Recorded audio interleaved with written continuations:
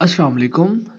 In this tutorial series, we are learning Java language और last video में हमने study किया था कि हम रैंडम नंबर कैसे जनरेट करते हैं और फिर उन्हीं रैंडम नंबर से हमने एक सिंपल सी गेम बनाई थी। इस वीडियो में हम OOP को स्टडी करेंगे, ऑब्जेक्ट ओरिएंटेड प्रोग्रामिंग।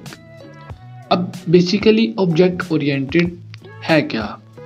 इसमें हम डिफरेंट क्लासेस क्रिएट करते हैं और उनके ऑब्जेक्ट्स को देन हम यूज़ करते हैं।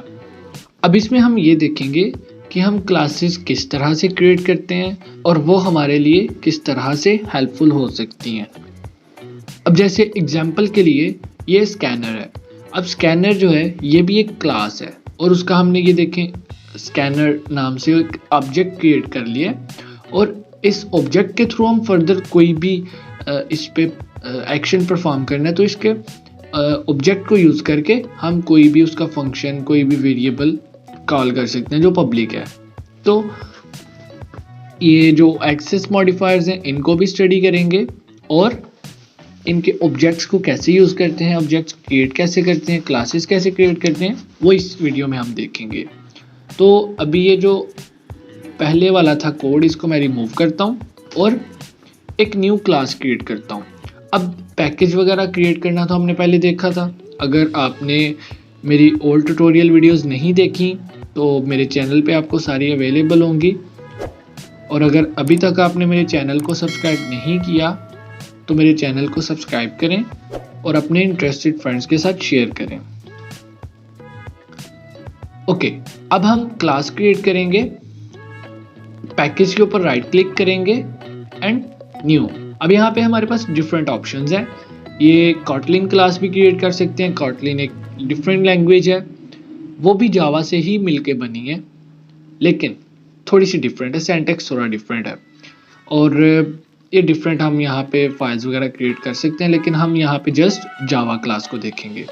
अब जावा क्लास में हमारे पास डिफरेंट ऑप्शंस हैं, इंटरफेस, रिकॉर्ड, इनम, एनोटेशन और क्लास।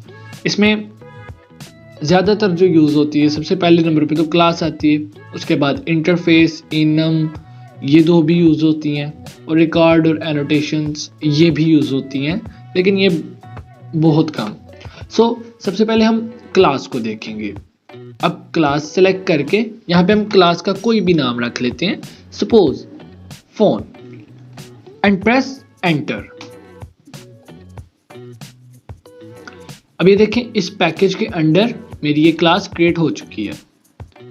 अब ये जो क्लास है ये हमारी इस पैकेज में फ़ोन नाम की एक प्राइमरी क्लास है।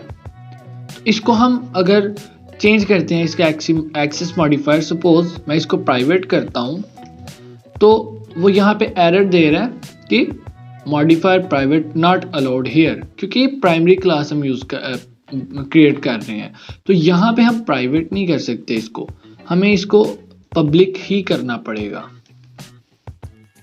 हाँ, अगर आप कोई इनर क्लास यूज कर रहे हैं, मींस इस क्लास के अंदर मैं एक और क्लास क्रिएट कर रहा हूँ तो उस क्लास को मैं प्राइवेट कर सकता हूँ। सपोज मैं इसके अंदर जो है ना एक डिफरेंट क्रिएट कर देता हूँ, सैमसंग, प्राइवेट क्लास सैमसंग। इस क्लास को मैं प्राइवेट कर सकता हूं क्योंकि ये इनर क्लास है, ये प्राइमरी क्लास नहीं है। जो प्राइमरी क्लास है हमारी उसको पब्लिक रखना जरूरी है। अब नेक्स्ट इसके अंदर हम कुछ वेरिएबल क्रिएट कर लेते हैं। सपोज मैं करता हूं स्ट्रिंग नेम, फोन नेम, उसके बाद स्ट्रिंग मॉडल,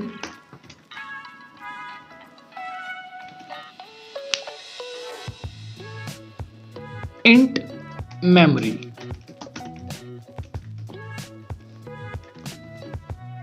ये तीन मैंने इसकी स्पेसिफिकेशंस डिफाइन कर दी। जो है फोन, उसकी तीन स्पेसिफिकेशंस मैंने डिफाइन कर दी, उसका नेम, मॉडल और मेमोरी। अब हमने ऑलरेडी ये डिस्कस किया था कि जब हम कोई भी एक्सेस मॉडिफायर यूज नहीं करते वो ऑटोमेटिकली पब्लिक होती है। अब ये तीनों वेरिएबल्स पब्लिक हैं, इनको हम यूज कर सकते हैं किसी भी दूसरी क्लास में।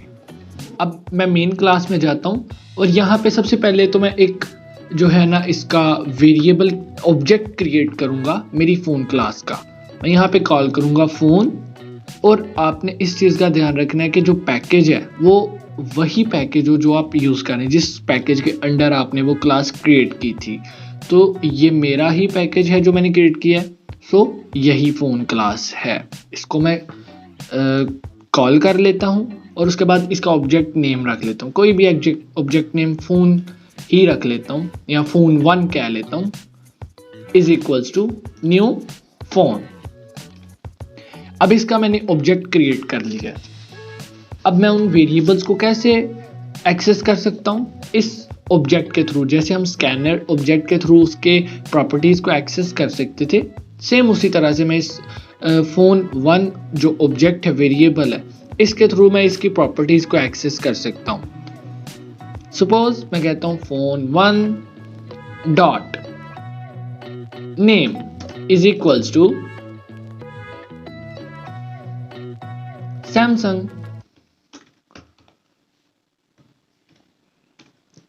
Then phone 1 dot model is equals to S21 and memory is equals to 256। अब ये तीनों प्रॉपर्टीज मैंने सेट कर दी हैं। अच्छा, अब यहाँ पे ये इसको डेप्रिकेट इसलिए कर रहा है, ये कह रहा है कि राइट ओनली ऑब्जेक्ट, मीन्स मैंने इस ऑब्जेक्ट को सिर्फ इस ऑब्जेक्ट पे राइट किया है, इसको फर्दर मैंने यूज नहीं किया। उसके लिए अब मैं इसको यूज कर लेता हूँ। सपोज सिस्टम आउट के थ्रू मैं अब ये तीनों प्रॉपर्टीज को मैं प्रिंट करवाऊंगा। ठीक है, वो कैसे करूंगा? सेम इसी तरह फ़ोन 1 डॉट नेम। अब ये मेरे इस फ़ोन 1 जो नेम है उसको प्रिंट कर देगा। अब कंट्रोल डी के साथ मैं इसको कॉपी कर लूँगा और यहाँ पे मैं चेंज करके मॉडल कर लूँगा और यहाँ पे मैं मेमोरी कर लूँगा। ओके, अब डायरेक्टली हम इंटीजर या फ्लोटिंग वैल्यू को प्रिंट नहीं करवा सकते, सो यहाँ पे इसके साथ मैं प्लस ऐड करके एक स्ट्रिंग ऐड कर देता हूँ, एम्प्टी स्ट्रिंग, या हाँ इसके आगे मैं जीबीज लिख सकता हूँ। Suppose GP.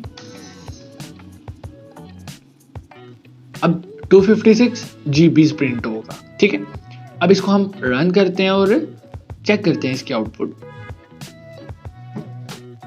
सो ये आपने देखा कि उसने सैमसंग S21 256 जीबीज प्रिंट कर दिया।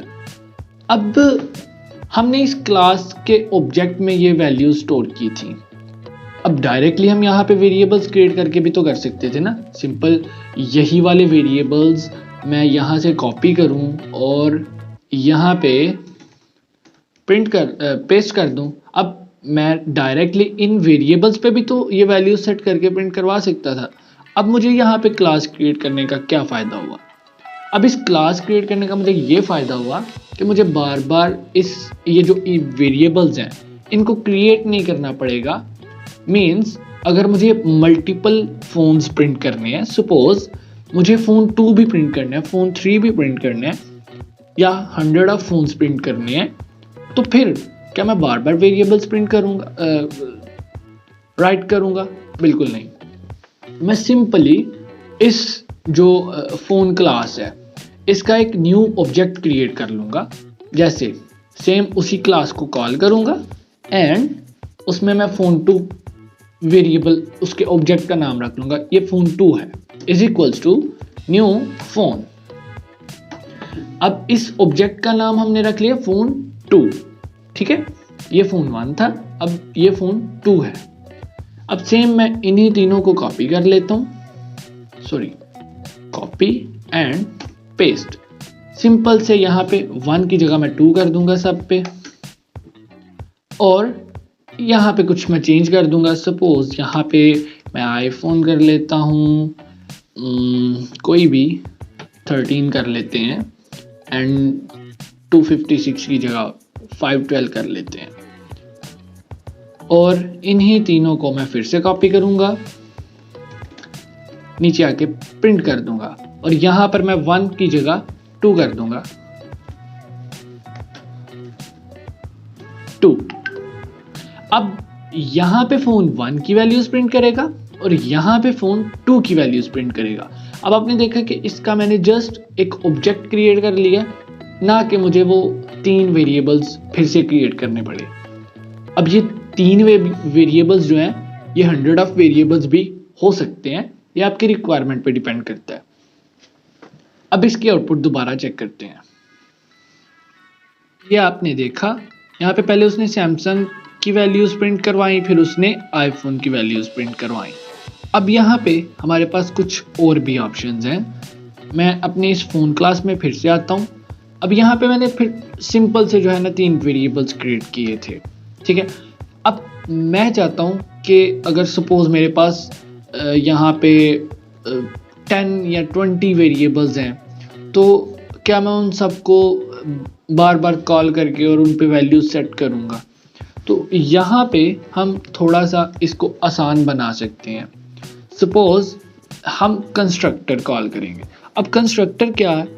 कंस्ट्रक्टर जब हम एक क्लास का ऑब्जेक्ट क्रिएट करते हैं, किसी भी क्लास का ऑब्जेक्ट क्रिएट करते हैं, तो हमारा जो है डिफ़ॉल्ट कंस्ट्रक्टर जो होता है वो एम्प्टी कंस्ट्रक्टर होता है। जैसे कि ये आपने देखा न्यू फोन, ये एक्चुअली कंस्ट्रक्टर कॉल हुआ है और ये डिफ़ॉल्ट कंस्ट्रक्टर है जो कि एम्प्टी होता है। अब हम इसकी जगह पे अपना यूज़र डिफाइन कंस्ट्रक्टर भी क्रिएट कर सकते हैं और उसमें हम डिफरेंट पैरामीटर्स भी पास कर सकते हैं। जैसे हमने जब फंक्शंस क्रिएट किए थे उनमें पैरामीटराइज्ड कंस्ट्रक्टर्स हमने देखे थे, उसमें हम कुछ वेरिएबल्स जो है ना पास कर दिए थे, पैरामीटर्स पास कर दिए थे जब भी उस फंक्शन को कॉल करते थे। तो अब उस फंक्शन के साथ हमें कुछ वैल्यूज़ भी पास करनी है। सेम इसी तरह कंस्ट्रक्टर के अंदर भी हम कुछ वेरिएबल्स, कुछ पैरामीटर्स पास करेंगे। अब यहाँ पे कंस्ट्रक्टर को किस तरह से क्रिएट करते हैं? कंस्ट्रक्टर जो है वो भी हमेशा पब्लिक होगा, उसको भी हम प्राइवेट नहीं कर सकते। और इसकी रिटर्निंग डाटा टाइप हमारी सेम जो हमारी क्लास नेम है वही होगी, क्योंकि हमने एज इट इज़ जो हमारी क्लास के एट्रीब्यूट्स हैं उनको रिटर्न करना है, उनको या तो गेट करना है या रिटर्न करना है। तो यहाँ पे हम उसकी रिटर्न डाटा टाइप वो क्लास ही लेंगे जो हमारी प्राइमरी क्लास है या जिस क्लास का हम कंस्ट्रक्टर बना रहे हैं, वही उसकी रिटर्निंग डाटा टाइप होगी। तो यहाँ पे पब्लिक फ़ोन और इसके आगे सिंपल जो है मैं ब्रैकेट्स लगा के और आगे ये करली ब्रैकेट्स लगा दूंगा। अब ये मेरा user define empty constructor create हुआ है। अभी मैंने इनके अंदर कोई भी पैरामीटर पास नहीं किया। पैरामीटर्स को पास करने का क्या तरीका है? यहाँ पे सिंपल मैं जो है सबसे पहले इस नाम को एज पैरामीटर पास करना है, तो यहाँ पे मैं स्ट्रिंग नेम वो पास कर दूंगा। दूसरे यहाँ पे कॉमा लगा के सेकंड, अब सेकंड वाला मुझे ये इसका मॉडल वो कॉल करना है, तो स्ट्रिंग मॉडल। और थर्ड नंबर पे मेमोरी, इंट मेमोरी।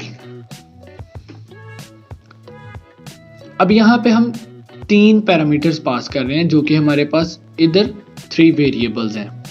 अभी ये जस्ट वैल्यूज़ हम यूज़र मींस जो भी क्लास जहाँ पे भी हम इसको कॉल कर रहे हैं वो वैल्यूज़ हम वहाँ से जस्ट गेट कर रहे हैं, इन वेरिएबल्स के ऊपर अभी सेट नहीं कर रहे। ठीक है, हमारे पास हमारी कस्टम क्लास में गेटर्स एंड सेटर्स भी होते हैं।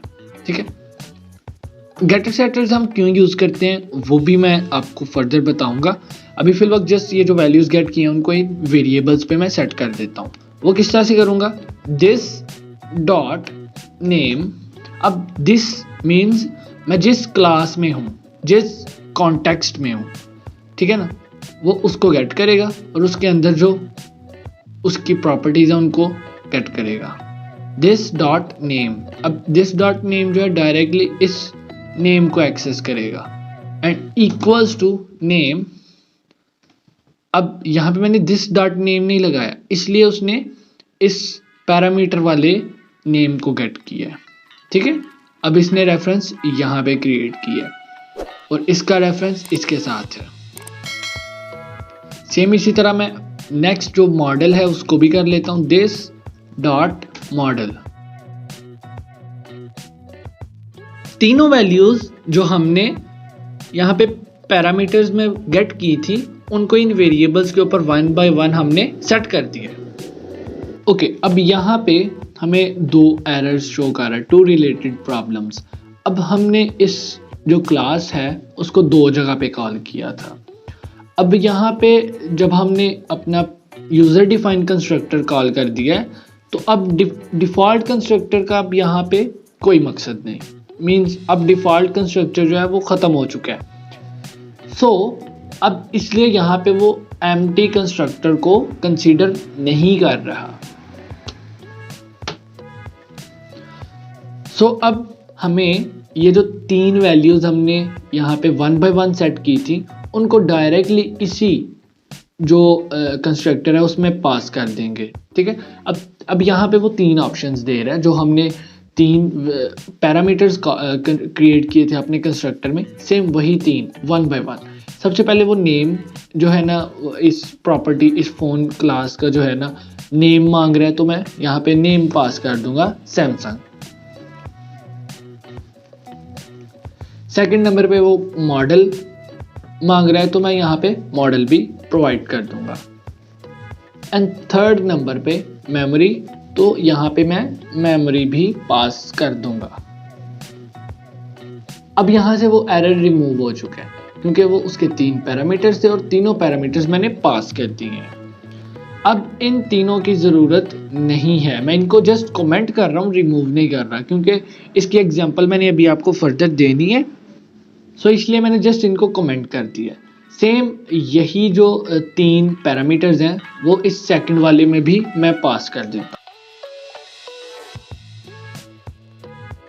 अब इसको दोबारा रन करते हैं और इसकी आउटपुट चेक करते हैं कि आउटपुट सेम है या डिफरेंट है, क्योंकि वैल्यूज तो हमारी सेम है।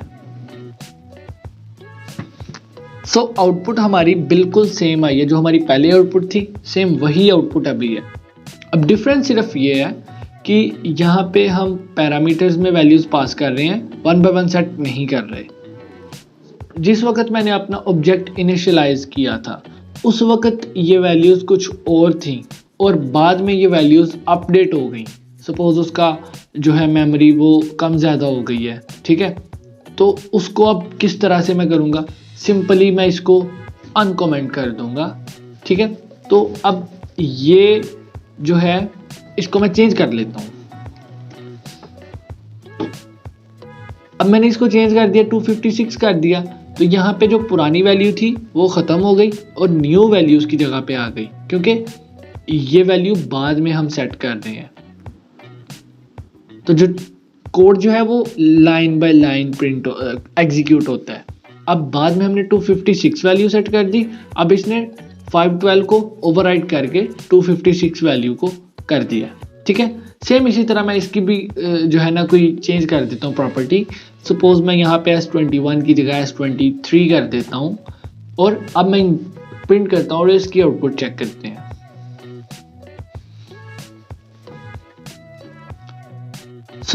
यहाँ पे आपने देखा कि जो मॉडल था वो S23 हो चुका है और मेमोरी भी यहाँ पे चेंज हो चुकी है, ठीक है। अब यहाँ पे थोड़ा सा आपको और डिफरेंस दिखाता हूँ। सपोज यहाँ पे ये वैल्यूज मैंने एक दफ़ा प्रिंट कर ली, ठीक है। अब दूसरी दफ़ा जब वैल्यू प्रिंट करनी है तो अब वैल्यू अपडेट हो चुकी है। अब इस वैल्यू को पहले मैं चेंज करूँगा, Ctrl+V, मीन्स जो पुरानी वैल्यू थी उसको पहले प्रिंट करवा दिया है मैंने, उसके बाद वैल्यू को अपडेट करूँगा और फिर दोबारा प्रिंट करूँगा। सपोज यहाँ पे मैं सिस्टम आउट और यहाँ पे मैं फ़ोन 2 की प्रॉपर्टी जो है मेमोरी उसको फिर से प्रिंट करता हूँ। यहाँ पे सिर्फ आसानी के लिए मैं थोड़ी सी चेंजिंग कर देता हूँ। यहाँ पे मैं वैल्यू के साथ लिख देता हूँ न्यू मेमोरी और यहाँ पे प्लस का साइन आ जाएगा क्योंकि कंकैटिनेट कर रहे हैं हम, और साथ में इसके जीबीज लगा दूंगा। अब इसको दोबारा से रन करता हूँ और इसकी आउटपुट चेक करते हैं हम।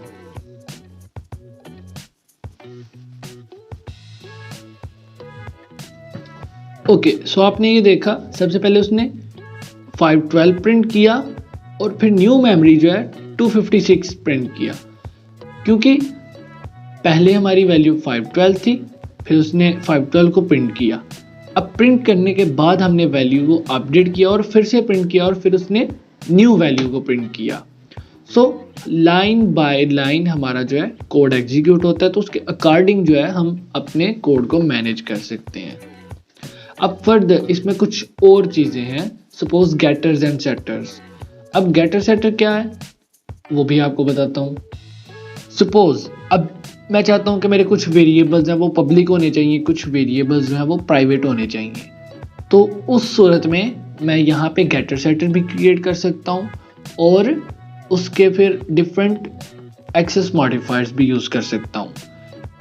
इसमें इस चीज़ की हमें ज़रूरत क्यों पड़ती है कि जब हम टीम में काम करते हैं तो अब मैं चाहता हूँ कि जो दूसरा डेवलपर है वो इन वेरिएबल्स को एक्सेस ना कर सके, ठीक है, तो मैं उनको प्राइवेट कर देता हूँ, अदरवाइज पब्लिक कर देता हूँ, ठीक है। तो हम इन चीज़ों को मैनेज करने के लिए एक्सेस मॉडिफायर्स का यूज़ कर सकते हैं। अब यहाँ पे जस्ट एग्जांपल के लिए मैं इस मेमोरी प्रॉपर्टी को प्राइवेट कर देता हूँ, ठीक है। अब इसको मैंने प्राइवेट कर दिया, अब वो यहाँ पे एरर शो कर रहा है। एरर क्यों कर रहा है कि अब वो प्रॉपर्टी जो है वो, ये जो मेमोरी प्रॉपर्टी है ये प्राइवेट है, अब इसको मैं एक्सेस नहीं कर सकता, इसलिए उसने जो है ना यहाँ पे एरर दे दिया है कि memory has private access in this field. So या तो मुझे उसका एक्सेस मॉडिफायर चेंज करना पड़ेगा या फिर उसका गेटर सेटर बनाना पड़ेगा। अब गेटर सेटर किस तरह से क्रिएट कर सकता हूँ, यहाँ पे सिंपल, पहले गेटर बना लेते हैं हम पब्लिक, और गेटर सेटर हमेशा पब्लिक होंगे। गेटर, अब नाम से पता चलता है कि गेट करना है, मीन्स हमने किसी वैल्यू को गेट करना है। अब जिस वैल्यू को गेट करना है हमें यहाँ पे उसकी जो रिटर्निंग डाटा टाइप है वो डिफाइन करनी है। सपोज यहाँ पे मेमोरी को मुझे रिटर्न करना है तो उसकी जो डाटा टाइप है वो इंट है, तो यहाँ पे मैं return data type int use करूँगा और यहाँ पे अब मैं गेट लिखूँगा। अब देखें यहाँ पे मैंने गेट लिखा, आगे वो मुझे खुद ही, ये जो IDE है वो मुझे खुद सजेस्ट कर रही है कि गेट मेमोरी, क्योंकि यहाँ पे जस्ट मेमोरी है जो प्राइवेट है, जिसको डायरेक्टली एक्सेस किसी दूसरी क्लास में नहीं किया जा सकता, तो इसलिए यहाँ पे वो सजेस्ट कर रहा है मेमोरी, ठीक है, कि मीन्स आप मेमोरी का गेटर क्रिएट करें। यहाँ पे मैं इसको यूज़ कर लेता हूँ और इसके मैं स्मॉल ब्रैकेट्स लगा के आगे करली ब्रैकेट्स। अब यहाँ पे वो एरर दे रहे कि आप रिटर्न करें वैल्यू। अब यहाँ पे मैं रिटर्न कर देता हूँ, रिटर्न दिस डॉट मेमोरी। अब दूसरी क्लास में, मेन क्लास में जाके इस जहाँ जहाँ पे हमने मेमोरी यूज़ किया है उसको हम गेट मेमोरी कर लेते हैं, गेट मेमोरी। अब यहाँ पे हम मेमोरी को डायरेक्टली सेट नहीं कर सकते क्योंकि यहाँ पे हमने सेटर क्रिएट नहीं किया, जस्ट गेटर क्रिएट किया। तो अब सेटर भी क्रिएट कर लेते हैं। यहाँ पे हमने जैसे गेटर बनाया था सेम उसी तरह से सेटर भी बनाएंगे, जस्ट एक चीज़ का डिफरेंस है कि हमें इसमें उसकी जो रिटर्निंग डाटा टाइप है उसको वाइड करना है, मीन्स वाइड नल, कोई भी हमने रिटर्न कुछ नहीं करना, तो इसलिए यहाँ पे हम public wide return data type wide और यहाँ पे सेट मेमोरी। अब मेमोरी का सेटर हम क्रिएट कर लेते हैं और ब्रैकेट्स और करली ब्रैकेट्स। अब सेटर तो हमने क्रिएट कर लिया लेकिन अभी वैल्यू सेट नहीं हो रही क्योंकि वो वैल्यू यहाँ पे पहले हम पैरामीटर में गेट करेंगे। किस तरह से, मेमोरी की जो डाटा टाइप है वो इंट है, तो यहाँ पे इंट मेमोरी कर लेंगे हम। अब यहाँ पे हमने दूसरी क्लास से वैल्यू गेट कर ली, अब उसको जस्ट इस वेरिएबल पे सेट करना है। वो किस तरह से करेंगे, this dot memory is equals to memory, same जैसे हमने कंस्ट्रक्टर क्रिएट किया था उसी तरह से यहाँ पे मेमोरी को गेट कर लेंगे, this dot memory is equals to memory, ठीक है। अब ज़रूरी नहीं कि इनका नाम सेम ही हो। सपोज़ यहाँ पे मैं यहाँ नाम चेंज भी कर सकता हूँ। मैं यहाँ पे एम कर देता हूँ, सिंपल एम। ये जस्ट हम सेम नाम इसलिए रखते हैं ताकि हमें जब इन मेथड्स को, इन फंक्शंस को कॉल करते हैं तो हमें वहाँ पे सजेशन में पता चल जाए कि हमें इस पैरामीटर में कौन सी वैल्यू पास करनी है। ठीक है, अब यहाँ पे सिंपल एम अगर मैं यूज़ करता हूँ तो वहाँ पे सजेशन मुझे एम आएगी, सिंपल एम। तो मुझे वहाँ पे समझ नहीं लगेगी कि मुझे एम मीन्स कौन सा यहाँ पे वेरिएबल कौन सी वैल्यू पास करनी है। तो इसलिए हम आसानी के लिए यहाँ पे जो है ना सेम नाम का वेरिएबल क्रिएट करते हैं। खैर अभी फिल वक्त जो है ना हम एम डिफरेंट वाला ही यूज़ कर लेते हैं। तो अब जो वैल्यू जब इस फंक्शन को कॉल करेंगे तो उसमें वैल्यू भी पास होगी। अब वो जो वैल्यू पास करेंगे वो इस मेमोरी पे आके सेट हो जाएगी। ठीक है, अब इस मेमोरी पे वो वैल्यू आके सेट हो जाएगी।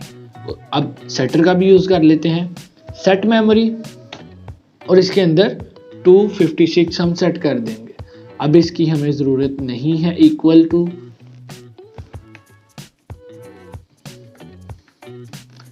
अब यहाँ पे हमने मेमोरी को दोबारा से सेट कर दिए।